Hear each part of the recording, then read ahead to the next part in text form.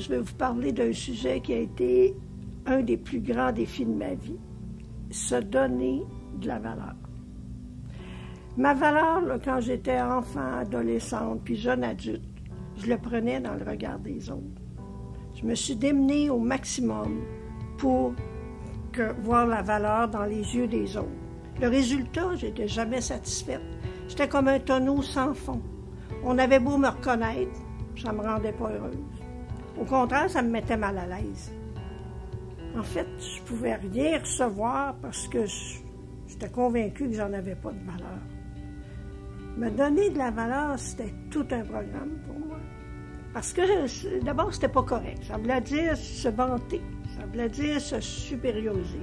À part ça, à cause de ma blessure de culpabilité, de la honte, j'avais toujours le sentiment d'être inadéquate, de ne pas être correct. Je vous le dis, là, je suis partie de loin, de très loin. J'ai fait beaucoup de chemin pour me reconnaître. Là, je vais vous dire ce que j'ai fait pour en arriver là.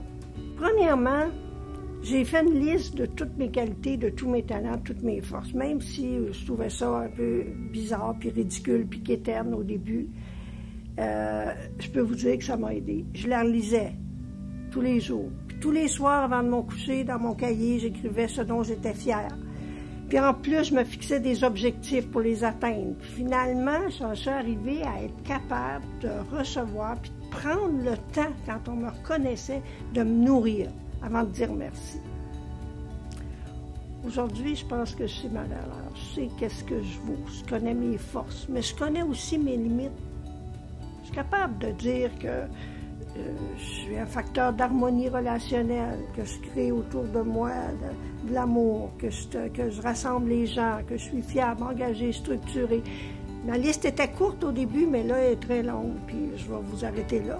Puis je suis capable aussi de dire que j'ai des limites, que mes connaissances en informatique, par exemple, sont limitées, qu'à cause de ma blessure de trahison, j'ai souvent besoin d'être sécurisée.